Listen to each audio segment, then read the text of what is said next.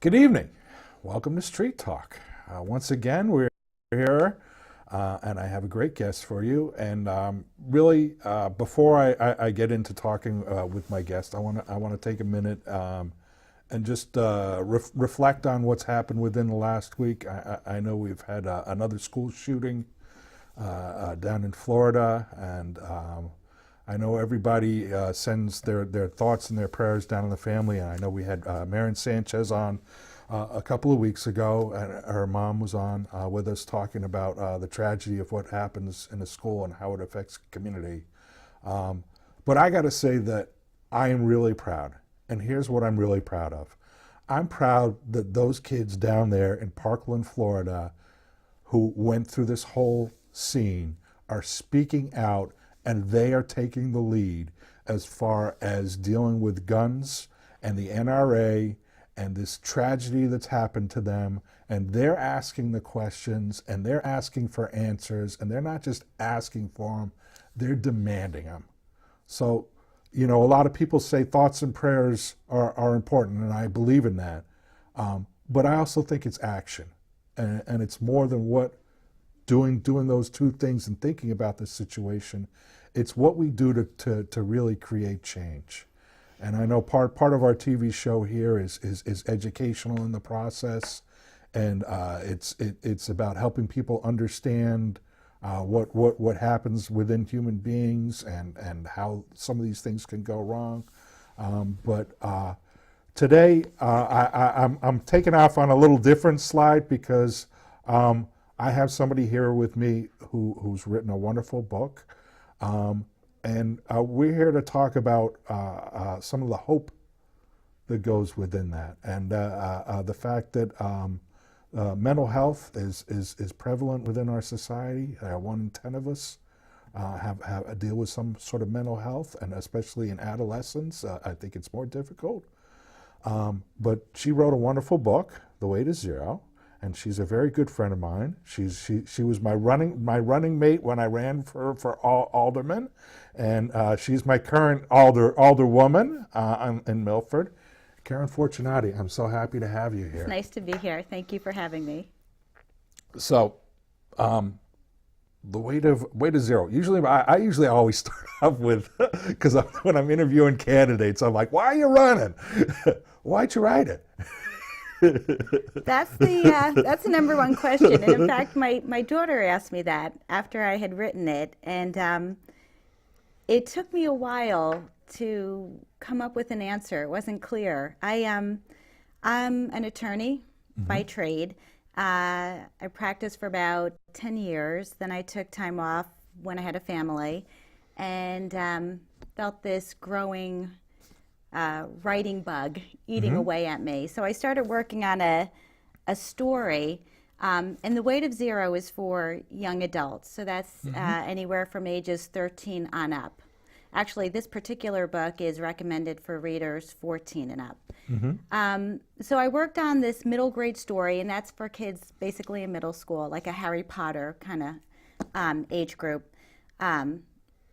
Even though Harry Potter is worldwide and adults and children love it, it was initially geared for like middle school kids. So I worked on a story for about 4 years, got rejected constantly when I was trying to get an agent, trying to get a publisher, and it's a very, very discouraging career choice, writing.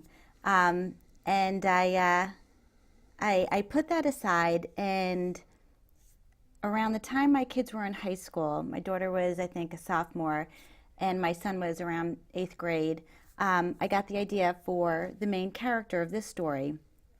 And in a nutshell, the story is about a 17-year-old girl who, when you first meet her, she's in a very dark place. A lot of bad things have happened to her, including the death of her grandmother. She's been diagnosed with bipolar disorder, has suffered an extreme bout of depression, and she's in tremendous anxiety and fear that the depression is going to return. So she calls it zero. So that's kind of explains the title, The Weight of Zero. And so this is all in the first chapter. So it's kind of a heavy chapter.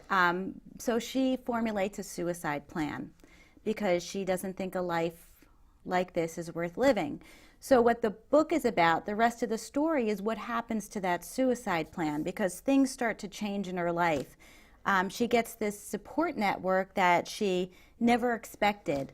The relationship with her mom starts to change.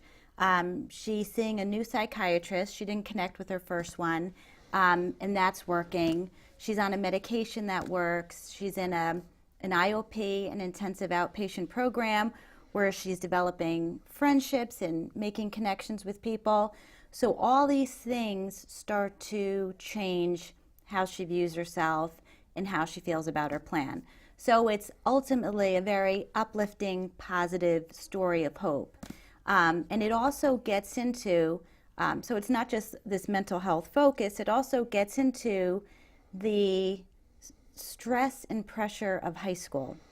So to circle back to your question, why did I, when I was probably 48 or 49 when I wrote the book, why this story? And what I think it was, and it took me a long time to figure this out, I think it was the fact that suicide has touched my life. I've known, I think, 4 people, not super close to me, but enough to impact and leave a scar. But also my kids were in high school or about to enter it. And as I was writing it, you can't help but compare what my own experience was like to what they were going through. My kids had, luckily, knock wood, good experiences, but the amount of pressure and stress is mind-boggling. And I often thought I wouldn't want to be. I mean, I didn't, your son is much younger, but I mean, I'm sure you do the same thing too, where you compare your own experience to the things that they have to face, from social media to career decisions in high school, resume building, gun violence, drugs. I know for myself, when I say this book, obviously, it's not just for teenagers. It's really good for adults to read, because it throws you back into that world, number one, and gives you a deeper appreciation or an understanding of some of those things the kids face. I know mine is never too far from me, because I remember my teenage years very well. I had a lot of issues and problems that I dealt with personally. I came from a different country. It took like a while, for me to fit in. Really finding myself within that took a long period of time. I certainly got in my trouble with drugs and alcohol and other things along those lines. So I'm in touch with that time in my life, which is when I'm reading through this, I understand it from a clinical point of view too, because I ran a residential treatment center, and the people that we dealt with were, people with bipolar disorder. They were people who had what I call borderline personality disorder, or people that would intentionally cut themselves.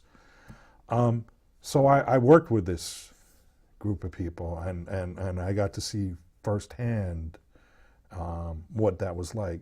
So for me, it's not a far stretch for me to understand, okay, well, what are kids like facing today, or other things along those lines.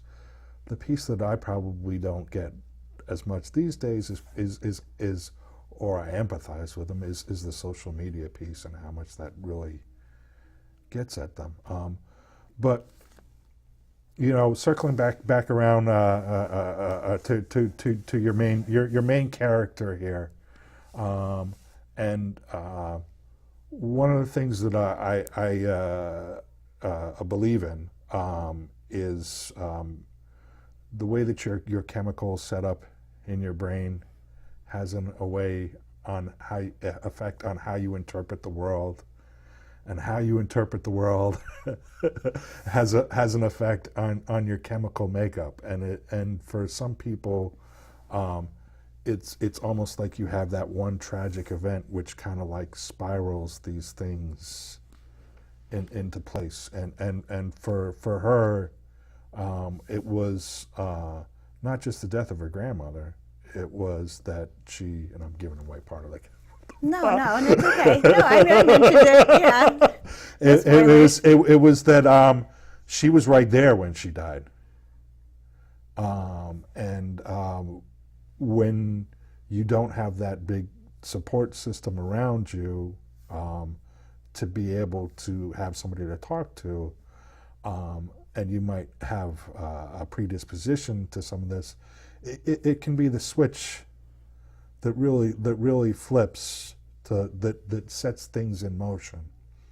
The key difference being, she was more inward than outward. And when you're talking about, adolescence and all these other things, whereas, I mean, I hate to be like picking apart like men and women, men tend to be more outward, and sometimes these are the things that you deal with on the other end, where getting into fights or all these other issues that happen. But it really, there is that event that kind of flips that switch for me, that I've seen with a lot of different people. In your experience, yeah, a traumatic event kind of triggering right. an underlying psychiatric or psychological issue. Yeah. It was definitely the case when I was writing the story. Like I don't know if I set out, but I had a very clear picture of this character. She kind of just came to me, and I knew that she was in a dark place, but eventually she'd see her way out of it. And the grandmother character kind of, and the impact on her life, that wasn't clear to me when I first started writing it, but it sort of kind of evolved. But you're talking about, the point that you raise about this character being inward.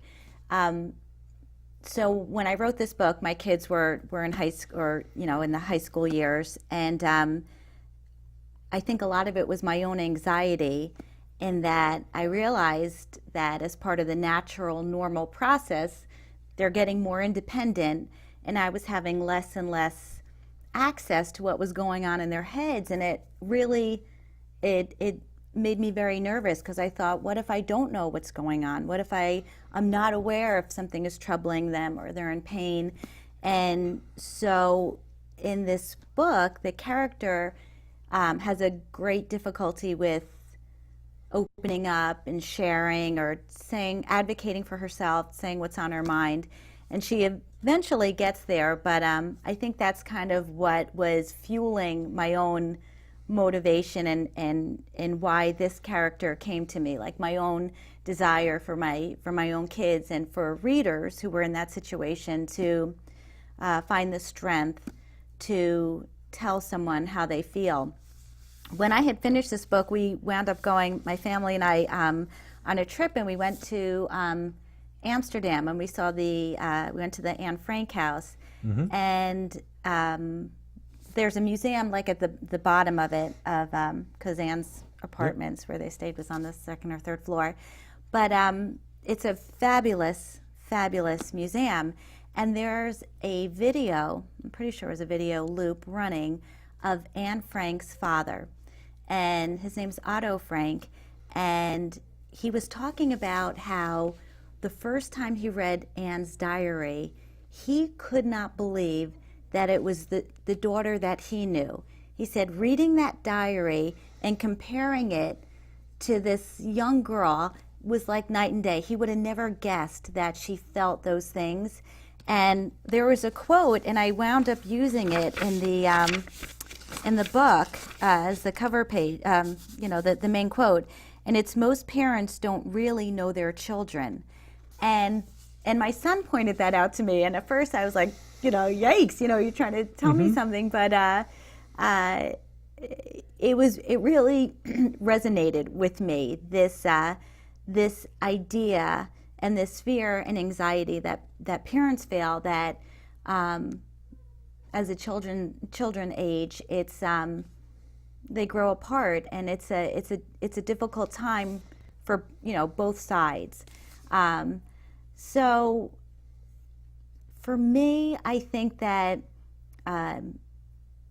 one of the most rewarding things for this story, in writing the story and getting it published, like I thought, oh, it'd be really so cool to like hold it and see my name, but it's not. It's getting the feedback from the readers, and who will say either I was in that situation and it's kind of motivated me to get help, or I feel a lot better, it's given me hope. But it's also the parents. A lot of moms have said to me, I'm the mother in this book. This is me. I was doing a Skype book club meeting, and it was a book club in Pennsylvania. And it was pretty amazing because this book club had been together for like 15 or 20 years. And one of the women started crying, and she said to the other women, "You don't know this about me, but this is my life. I've never told you, but that mother who agonizes and hovers and is constantly asking her daughter questions, that was me." And it's just, it was really moving. It's really moving, and I think for books like this, another value or benefit is that there's a reassurance when you see yourself in a book. You don't feel as alone. So I did a webinar for the International Bipolar Foundation last year with a young adult librarian and my husband Frank, who was a huge resource for this. He's a child and adolescent psychiatrist. He's a medical director at Yale New Haven Psychiatric Hospital, and actually and another YA librarian. And we talked about the importance of having positive portrayals where kids can see themselves, can relate, and get some reassurance that they're not alone.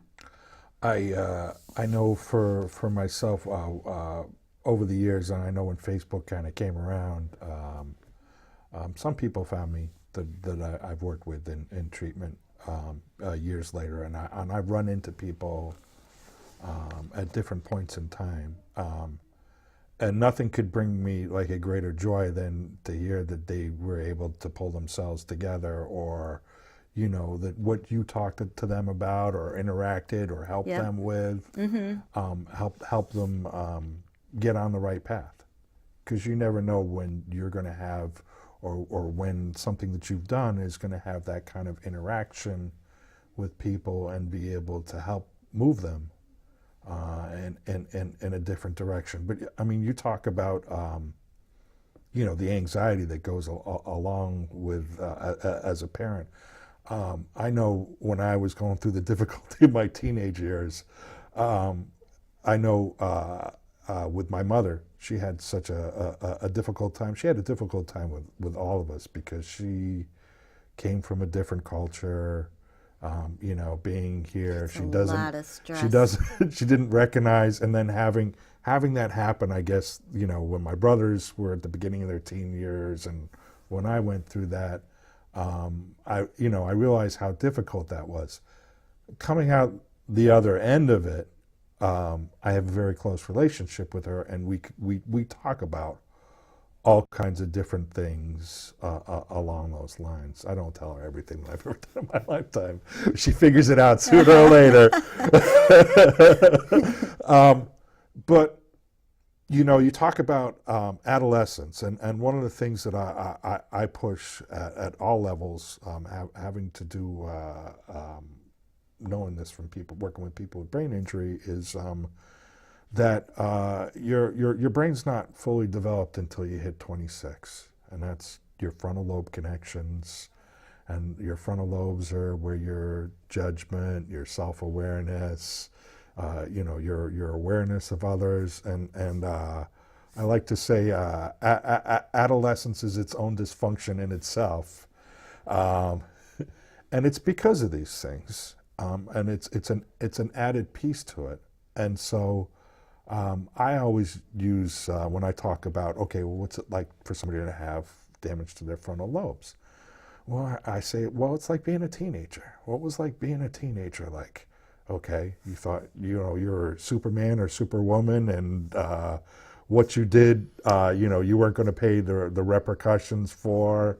You thought that your world was going to live or die on your first relationship, not realizing that you were going to have 3 marriages later. But but that's you know, one of the big things, being able to you know, recognize your own limitations.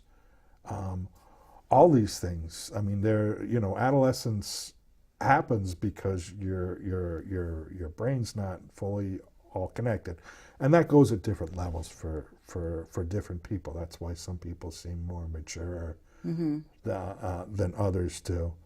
But it's also for parents to recognize these things and know that, I think a lot of times they feel like their children are doing this stuff on purpose to them. I don't think that you know, there's that willful component. Intent. It's intent. I think it is part of, you know, their development, and but it does. It makes you feel so anxious because, you know, these are your children, and especially when you talk about suicide. I know I've had friends of mine that have committed suicide successfully. Some later on in life, some earlier on in life, and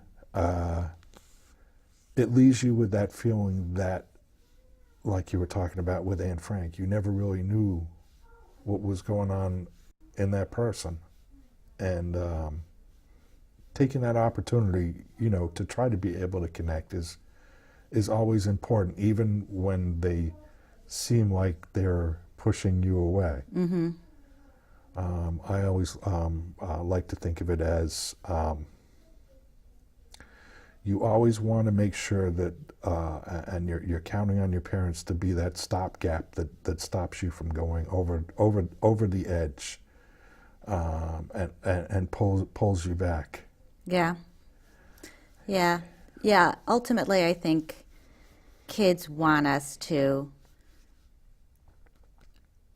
put up the boundaries. Yes. That it's their nature to be pushing, but they still want them. Frank and I did a presentation last year to a high school in New Jersey, and it was just for parents. And I spoke about the book and the inspiration, and then Frank did a general overview about teen mental health issues.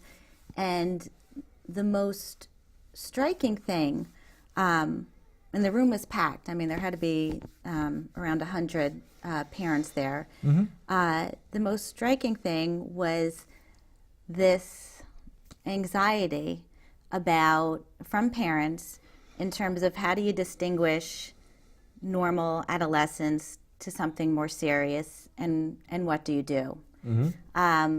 So you know, Frank covered that part, but you know, it's a real concern, and it's something that parents, including myself, you know, have to struggle with. The boundary setting, what's normal, what's not, and I think what I'm hoping for, with a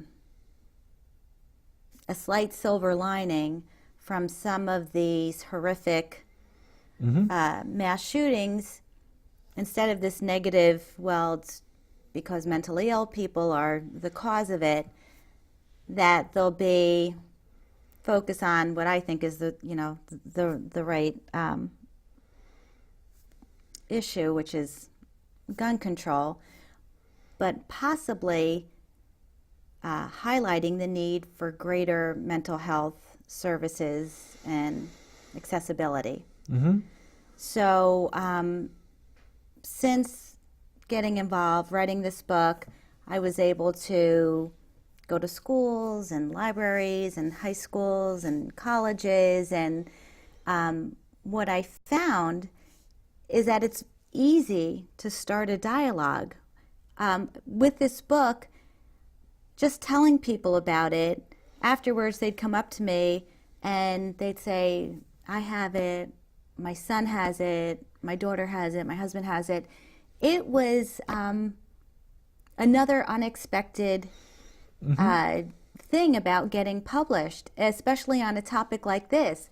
And I'd have conversations that were so, with people I didn't know, very open and honest, and it was really, it's really refreshing, and it was really nice to be able to talk about that, because I think without a segue, without a book or a story or some connection, the stigma is just,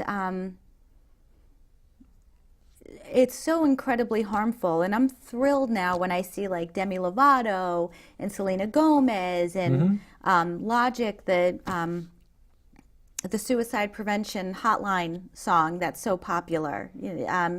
It's absolutely amazing, but it's getting, I think it, maybe not so much for my generation or your generation, but for younger kids, I believe that the stigma is going to be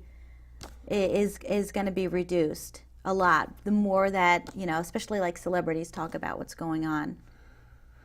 I think mental health obviously has always been an issue throughout all ages. I think back in the 1800s, they would talk about somebody who was, hysteria and other things along those lines. But you're right. There is that stigma that's attached with this, the same way that there's a stigma attached with addictions. And I think part of that comes from the fact that some people believe that we should all be in control of these things, and or there's something horribly wrong with your temperament or other things.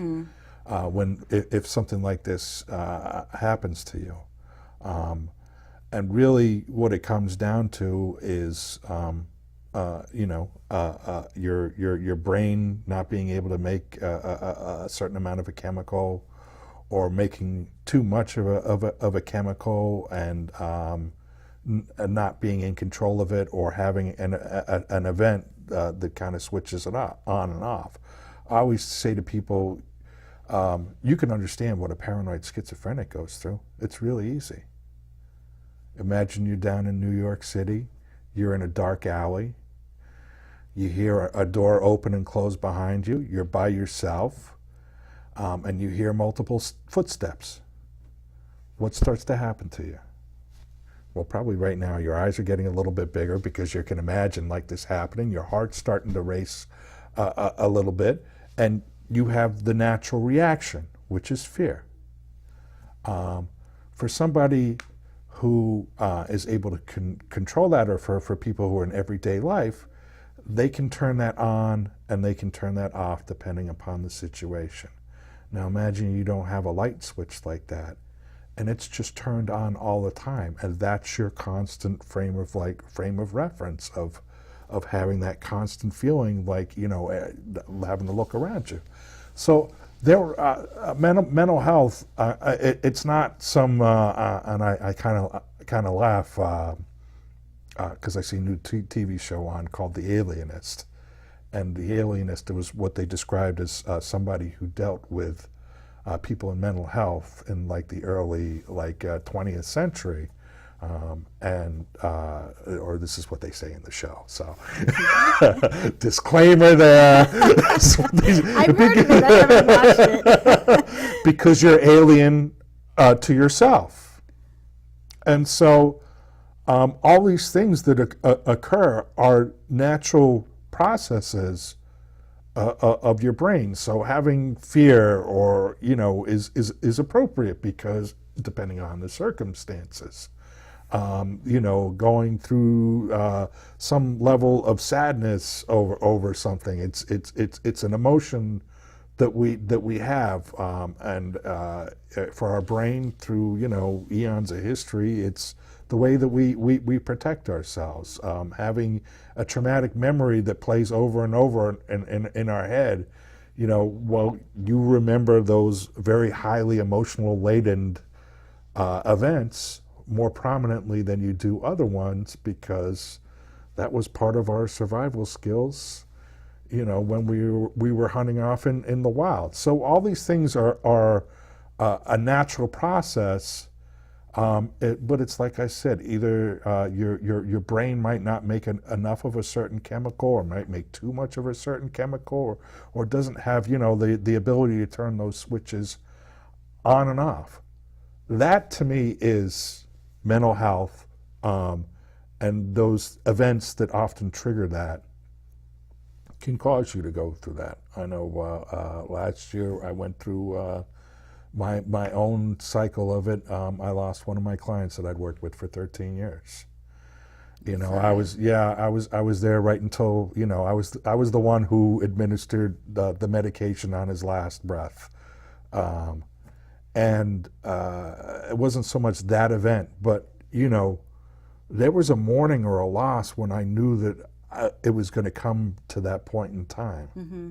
And I had a difficult time with that, because here's somebody, this is my job that I've gone to for 13 years and what I've been doing every day. And it threw me off into a depressed state, because I didn't know what I was going to be doing for work. Mm-hmm. I mean, it all eventually worked out. I thought about changing my careers, but you talk about like these events and how they can, Mm-hmm.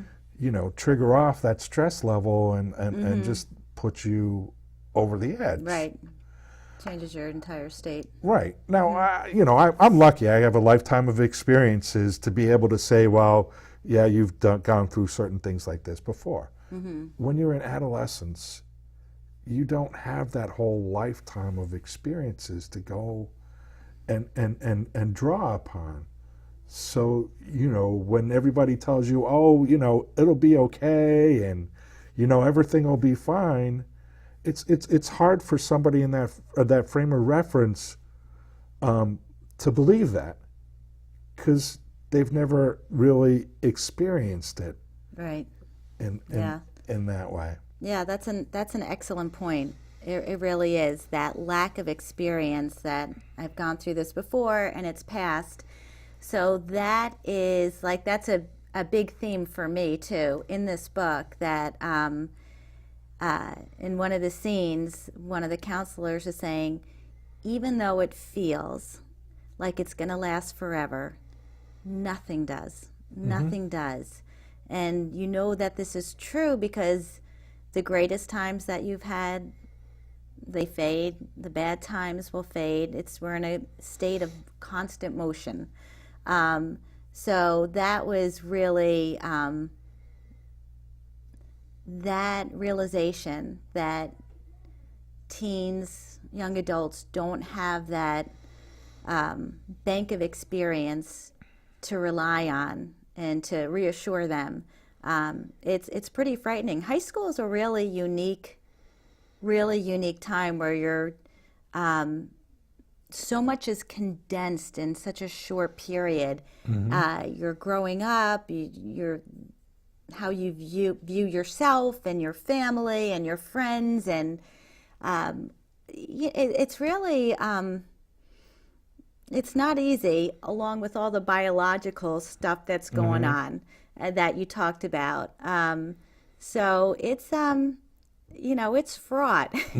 It's fraught with risk, and as much of this new sense of freedom is really intoxicating, in this sense of invincibility. Mm-hmm. And the taking of risks because you're the one, you'll be fine.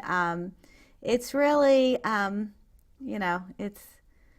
it's and we all remember our high school years.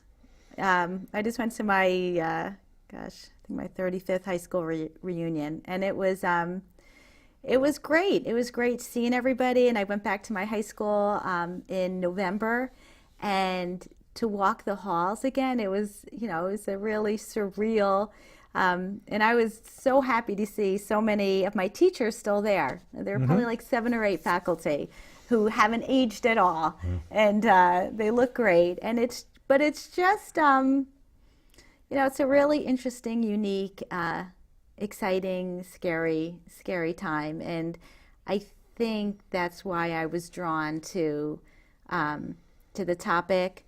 Not only personally being a mom of kids that age, but also because of my husband's experience and what I've learned from him. I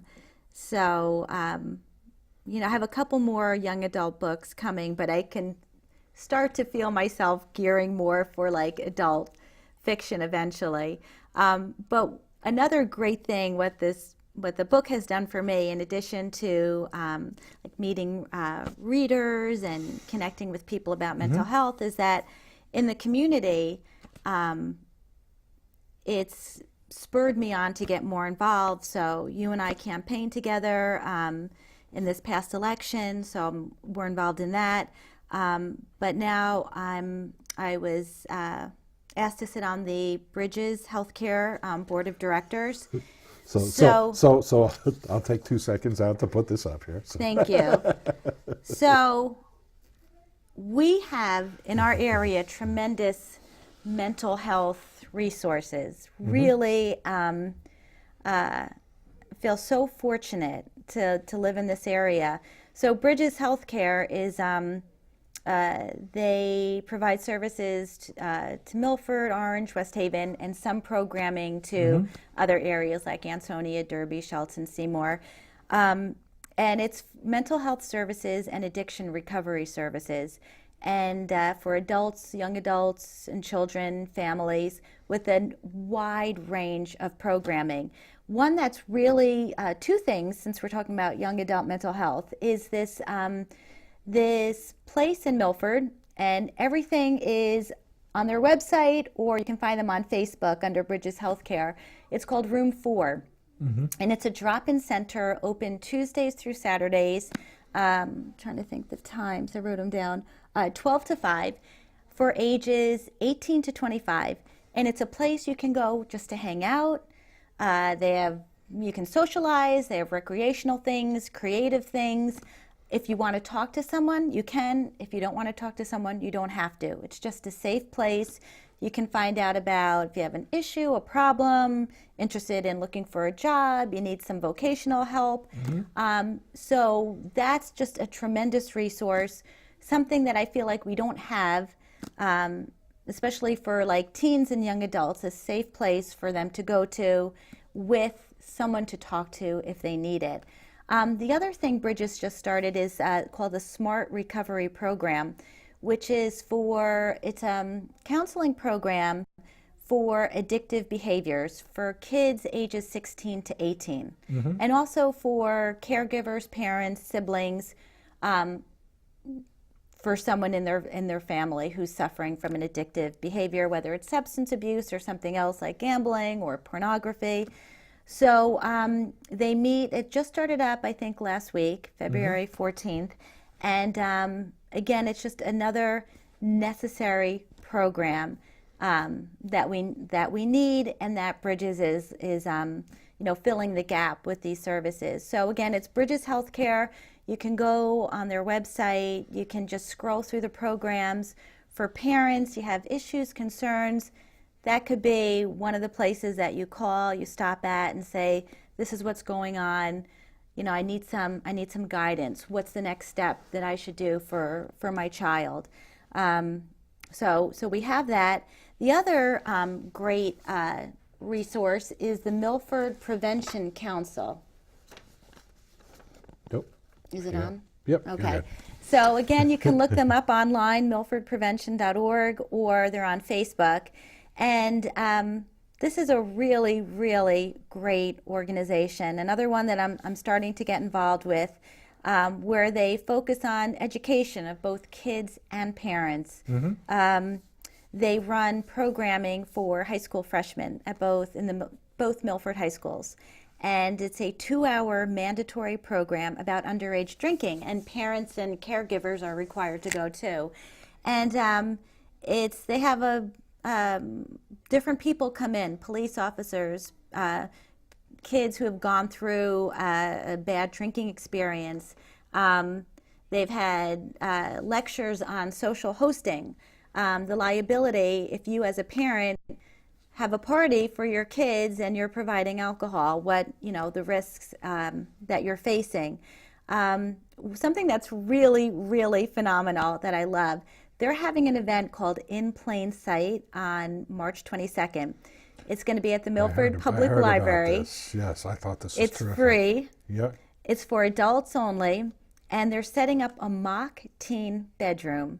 So you can walk through it and look around, and you'll find out common places of concealment, what paraphernalia may look like, how it's stored, logos, things that as a parent you might not be clued into, which I'm sure I would never be.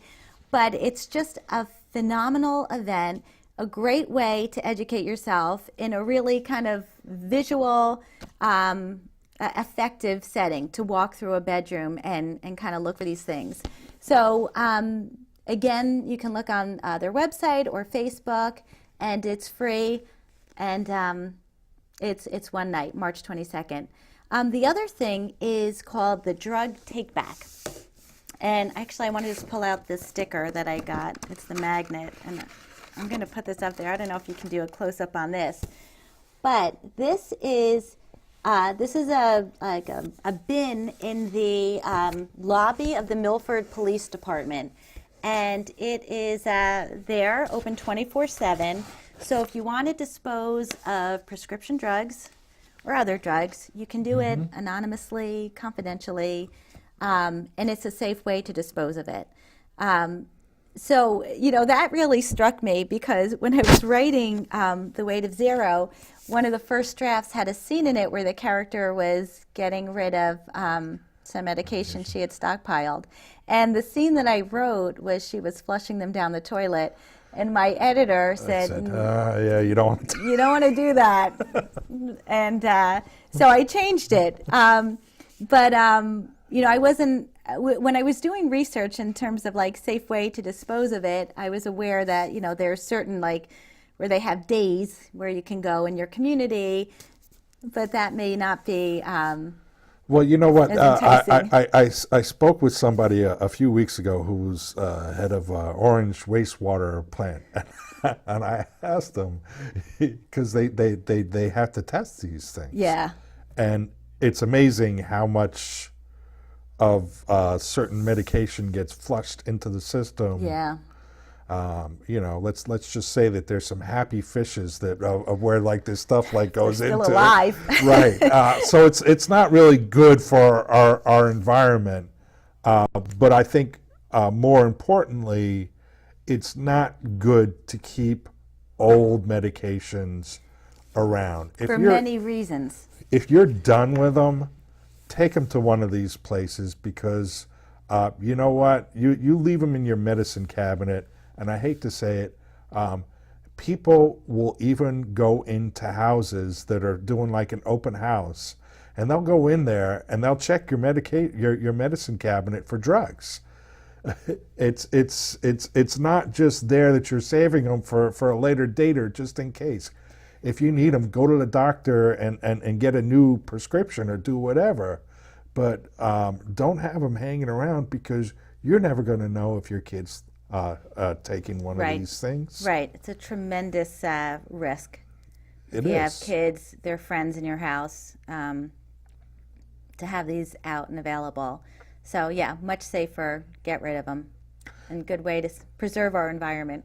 And I mean speaking of addiction, I know my stepson went through this, and he's gone back and forth over everything from prescription meds to heroin on through, and his real start was when he was in an accident, and he, the doctors back then, they give you those powerful painkillers, and that's how he became addicted from it. And like I said, you can't give these things to other people. You shouldn't be having them hanging around in your house.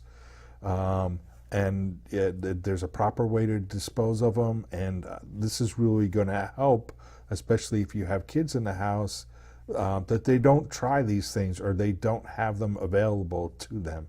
Because much like what I believe with assault rifles, is if they're not available, they're not going to get used. The same thing with drugs. If they're not available, and that's usually the first thing that the kids go for is what's in the medicine cabinet, or what's in your liquor cabinet if it's not locked up. That's Right. Access is obviously a big thing. Right. Access, parental awareness of what's in the house. Yep. It's funny that you mentioned about the common way it starts. When I was speaking to Wendy Gibbons, she's the director at the Milford Prevention Council, she was talking about kids who have injuries, sprained or broken from a sporting incident, and they'll get prescribed very, very strong painkillers. And do they really need them, or do they need the amount that they're prescribed? So it's really, it really comes down to parents being advocates in terms of what their kids are being prescribed pain-wise, and then being aware of what's in the house, how accessible it is. And the Milford Prevention Council it seems like and I'm new to it, but the amount of information and education available through them, again, just even a simple phone call, point me in the right direction, I think would benefit. Well, and you've seen the other end of this, because you used to work as a prosecutor dealing with drug narcotics crimes, correct? Right. In New Jersey, I worked for the Somerset County Prosecutor's Office, and I was the strike force attorney for a couple years. So it was, but back then it was, so we're talking probably like 15 years ago. Opioids hadn't really come on the scene yet. Cocaine, heroin, pot. It was more the old school drugs. not the bath salts and all this other stuff that's come out crazy. that you Special K, synthetic pot. Yeah. It's scary. It's scary stuff. And then plus, with marijuana legalized now, I think that's increasing, and it gives the impression that it's okay when there's tremendous health risks and associated with that. I know it's medical marijuana. I fully believe in, for the simple reason, and I had one of my friends who had a daughter who had an uncontrolled seizure disorder, and she was on the medical marijuana, and it was the one thing that really worked for her. I think it is part of the difficulty that I have with just saying, oh, we should go ahead and legalize it. I think there's a lot more conversation that needs to go along with it, and I know people certainly feel dug in on both sides. I don't believe in the criminalization of it, because I think that just leads up to more minority populations being in prison that don't need to be. Yep. But I also think you're right. It's how do we deal with this, because this is one of the issues that's going to come up in our next legislative session over what do we say to kids.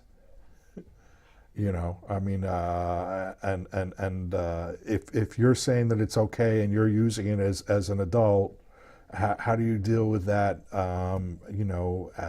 with your children? And I think it's still the same question with alcohol. I think a lot of people don't necessarily talk to their kids about alcohol and the dangers of alcohol along those lines. And at the top of the list of most addictive substances is alcohol. Believe it or not, it actually goes above heroin. And again, these are the opportunities or conversations that we need to have with all of our super children who think that that's not going to happen to me. Right. Along those lines, and it's difficult being a kid, but it's difficult being a parent too. Yeah, it is. It's tough times. Because it's you never know how to manage all of these things. Yeah, I think that I think accepting that you don't know how and you don't have all the answers, but if your kid knows that you're trying, yes, and you're there, and you keep asking, I think that's the most you can do. Yes, and I do like to focus back in on the book. Thank you. Because the positive message for your main character at the end of it is that she gets to realize that she isn't alone. Yes. And she has friends that want to support her and help her, and where she thought that they were walking away from her, in reality it was just their frustration with her not being open about her own problems. Excellent. Yes, that's exactly right. You've really read it, Dominic. Thank you. You got it. So yes, I do actually. Somebody gives me a book, I do really read the book. Thank you. It's not just a brief overview. I actually go through. Skimming it, right? No, I didn't skim it. I took my time. I read the actual book because, like I said, I think that these things are this important. And I have, had friends that have committed suicide. I've had friends that have been through this disorder. I've treated and I've worked with this population, and I just, like I said, I remember it myself vividly. And maybe that's for me. That's my blessing, is I have empathy for others, for what they've been through. And I know you're gonna say to me, how did we get through 55 minutes already? Did we? We're almost. Wow, that went fast. But you know what? It's important that we talk about these things, and as everybody's going to be saying about the Florida shooter, how come we didn't have more mental health? Well, you know what? In the olden days, I think we had smaller communities that were closer together. Where our attention wasn't so divided, and you had family friends that looked over your kids and our kids, and I think there are resources out there, and I think this is probably one of the main things for people to look up. If their child's going through something, or they're worried that they're going through something, that there are Facebook groups of people. I know my wife has resources that she uses for our son with his rare disease, and people that we're involved with that she's able to talk to and reflect back. I think probably the main message I would have to say is, you're not alone out there. Agreed. And the more we try to educate and connect people to those opportunities to feel together, the better off we all are going to be. And, absolutely. And on the other end of it, there are the times when I think people are fearful of telling another parent that they see a problem with their child, and they say that it's not my place, or it's uncomfortable. You know what? I think in America here, now is not the time to be that person anymore. Now is the time, to realize that these things, happen. They're not,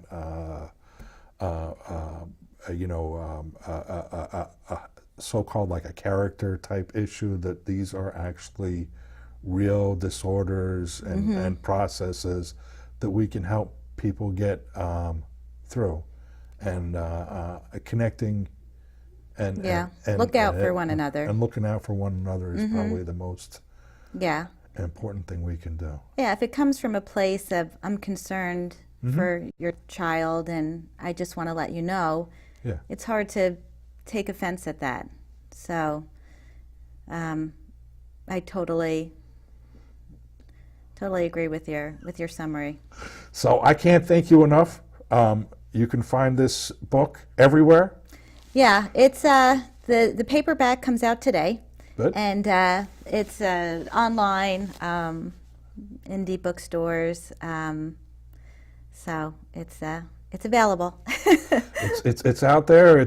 And we're waiting for our next book to come out, and I'll be definitely the one to be reading it. First copies. We'll have you on as the Karen Fortunati Book Club. But thank you for writing this. I think the benefit to the community has really been amazing, and I'm sure this has been an amazing journey for you. Great. Thank you, Dominic. Thank you, Karen. And for that, we can run the street.